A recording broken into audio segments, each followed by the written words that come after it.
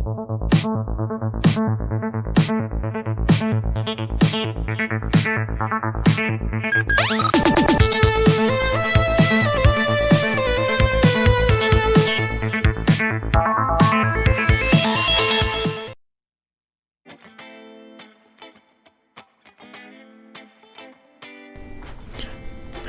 the first thing we got to do is open up this Apple IIe power supply and make sure that there are no reefer caps.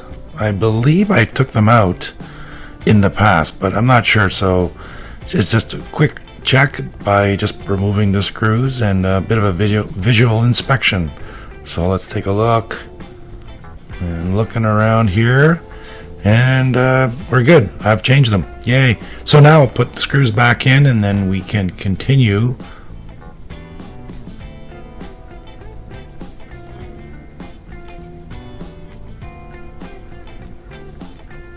Who needs a drill? And look how fast my hands can go with that screwdriver. Wow.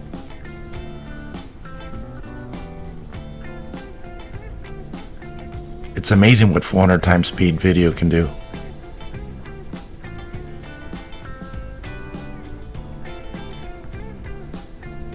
And that should be the last one. Great, now with that done, now it's time to plug in some power cables, get the multimeter out, and check for voltages. We put that screwdriver here so it doesn't produce a lot of glare on the video. Let's see. Okay, good. And untangling the cords, which are always fun. I don't know why they always get tangled, but let's plug in the 110 volts. But first, let's look here at the legend. On the power supply, it has the voltages, the amperages, and the pins for the power connector, so where you can read the voltages from. Okay, plugging in the 110 volt cable. Make sure it's turned off.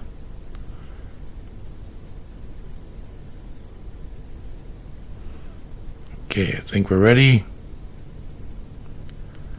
Turn on the multimeter. And with the power supply turned on, let's start measuring voltages.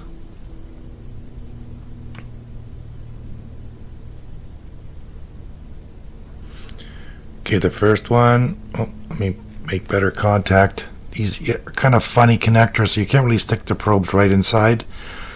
So you have to kind of hold it in a funny way to kind of test the voltages. Let's turn it on. I need a third hand here, but let's see.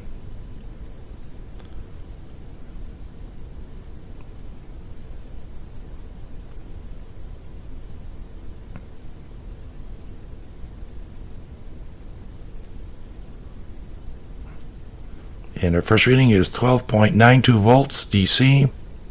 That's good. 5.492 volts DC. Good. Minus 5.082. That's good. And minus 11.76. Good.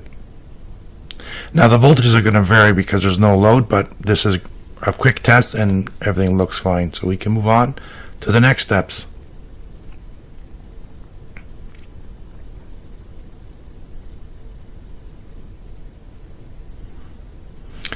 Now it's time to pull the Apple IIe out of its anti-static bag. Here's the motherboard I have. I have two of them. This is my spare, and I'm pushing all the chips down just to make sure that they haven't gotten loose in their sockets. That's the wonderful thing with sockets, is that over time the chips can get loose, and so you want to make sure you've pressed them all down, make sure they're all been seated properly. Okay, time for the power supply. It goes there. And if we power it on, let's see. Yep, we get a light, so we're getting power to the board. So far, so good.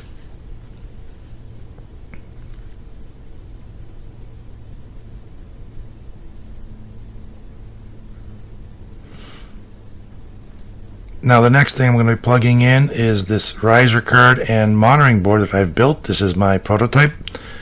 The board shows here has LEDs which show signals like NMI, rewrite, ready, etc.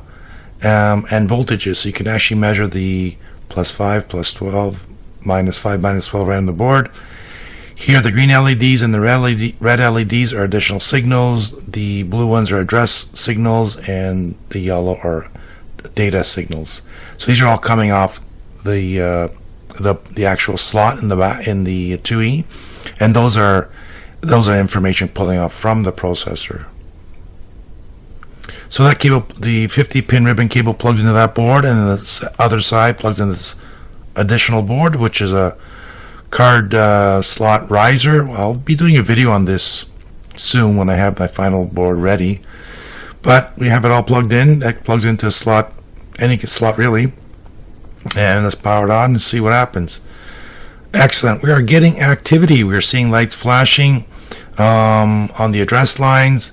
When the IIe boots up without a keyboard connected, it does a self-test. You can also activate it through keystrokes. But in this case, we're getting some activity, so it's doing something, which is great. We're seeing some activity. Now, some of the other lights, the green and red lights, are remaining on because some signals are active low, meaning that when the light is on, there's power or signal, so it's not active. When it turns off, it becomes active. All right, let's hit the multimeter up properly again for the glare. And let's start reading some voltages from the actual IIe motherboard.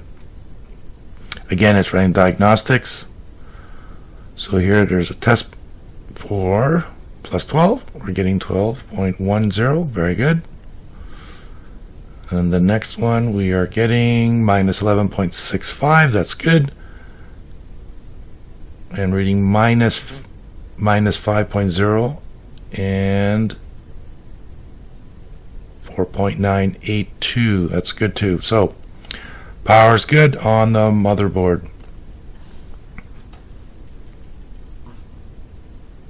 Again, the activity lights are flashing because it's running the Diagnostics, because there's no keyboard plugged in. All right, let's move on.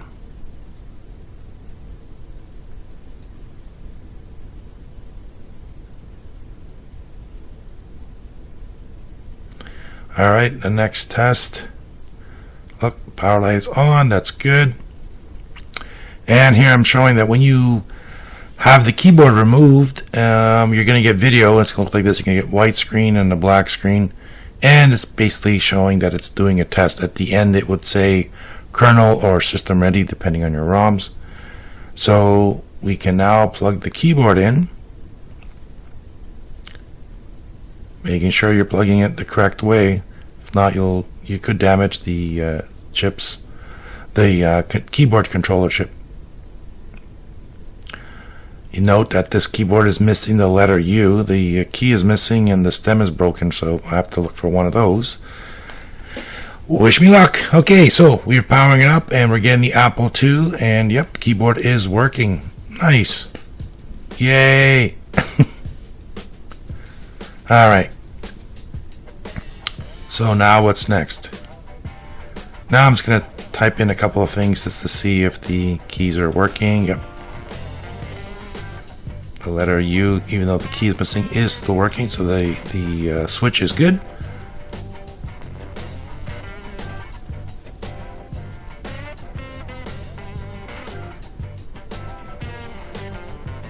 Okay, now it's time to clear the bench and get the case. We're going to install the motherboard back into the bottom of the case. I've sped things up in this part of the video just because it takes some time to put everything back in. So again, get the screws. We're going to put the screws on the back. Now notice that the pads are metal, or aluminum, sorry, and they are ground. So it's important to make sure that these screws at the very back, the 4 screws, are in place. And yeah, that's done. I'll hook up the power supply, but wait for it. I'm not going to be able to get it in. Why is that? Oops. I forgot. The power supply had its own screws. I put them in so I wouldn't lose them, so I forgot to take them off to put it back in the case. Alright, now we have it back and ready to go. We line up the screws, the holes, and put them in. And voila, tighten them down. Excellent. Okay, so the power supply is now in, and we just have to hook up the speaker. Now this got a little latch metal piece there that holds the speaker down. It's kind of finicky, but a pair of needle nose pliers, you get needle nose pliers, you get it in. All right, plugged in the power supply. Okay, that's good. Now the top half. So this is where the keyboard goes. I've put the screws back on the case again so I wouldn't lose them. And they're just 4 screws. The keyboard goes back into place. And notice that the holes where the screws are, the hole is kind of cut out to the left and right side of it. And that allows you to slide the keyboard left and right if you need to adjust it to fine-tune the position of the keyboard itself. Alright, keyboard is now in. Okay, so now it's time to put the lid, well, first plug in the cable for the keyboard, and then put the actual top back on, the IIe. And now some more screws.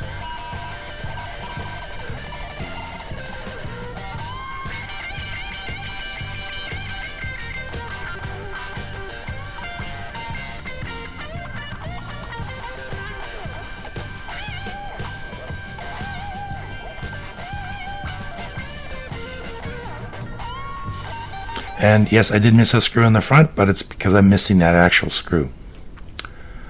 Alright, first I'm going to plug in is the 80 column card with expanded memory on it. Note that the Logitech mouse on the right is not for the Apple IIe. It is for my computer. I don't know why I have it sitting there, but it's there. Alright, so the computer does pop start up. We got the Apple II symbol. And now we're going to activate the 80 column card by typing in PR, number 3. PR stands for port, and number 3. And as you can see, we now have 80 columns.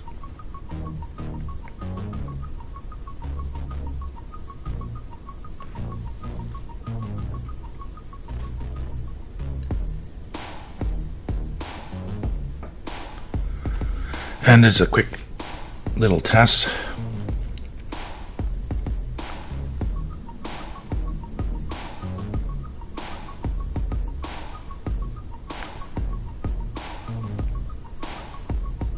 Here we go, and now we're going to run it. Excellent, we are getting 80 column. So the card is working. Now move on to the next thing. Alright, the next thing is the floppy interface card, or the floppy drive controller that goes into slot 6. So if you have it in slot 6, it will boot off the drives connected to the floppy drive controller. Now I'm going to plug in the floppy EMU. It's a neat little drive emulator. It's good for the Apple II and the Macintosh computers. So it's just like a regular floppy drive. Plug it in and ensure that when you're plugging it in correctly with the red line on the cable that indicates pin 1. So make sure it's all plugged in correctly. If not, you will damage your card and or your floppy drive, and in this case it's the floppy EMU. Okay, so that's all set up. Keep it a little twisted, but we're ready to go. Okay, so we turn on the computer and then select what programs we want to run. And running Computer Inspector. So it's found that it's a IIe with 128K of memory on it. Yay! Excellent, so that's good.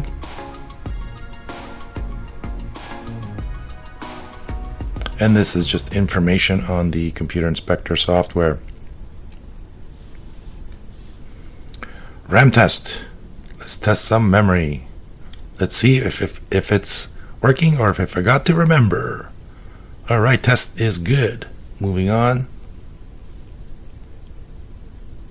monitor, and the graphics mode. Now the blinking is from not the Apple IIe computer, but from my capture card. So high res, it's not supported because in this case it needs a 2GS and 80 columns. Yep, we did test that already. It looks good, and looks good here.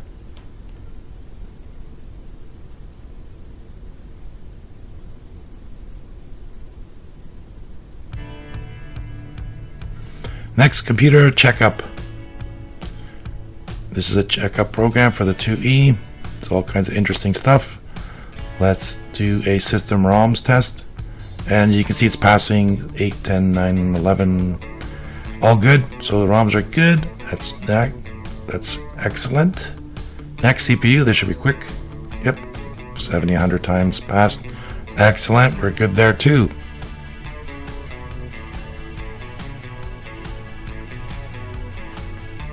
And what peripheral cards? It detects that the Apple II disk, the Apple Disk 2 controller is in slot 6.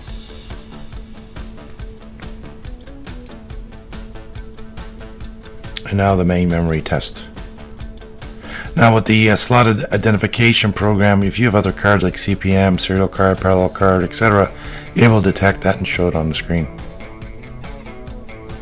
I like to run memory tests a couple of times just to make sure that all the memory is good. We have 2 passes going, so far I think it's good. And the color bar. Yep, color bar looks good. Alright, let's pull that out. And I'm going to put in a booty card. This card allows you to boot right off a USB key. And I'm booting up into Total Replay with tons and tons of games. So excellent. So that's good.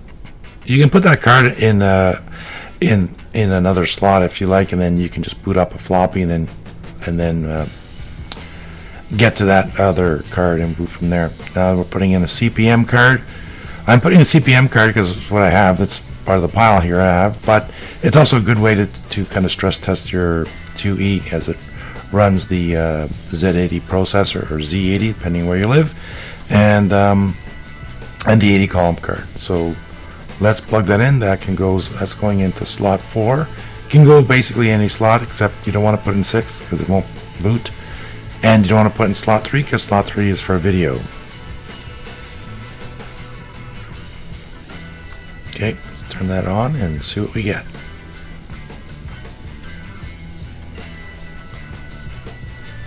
Let's find it. There we go. Peer number 6. We're rebooting again. And we're into CPM, Apple CPM. Yep, doing a directory, I can see what's on the disk. And if we want, we can go into MBasic, the Microsoft Basic for CPM.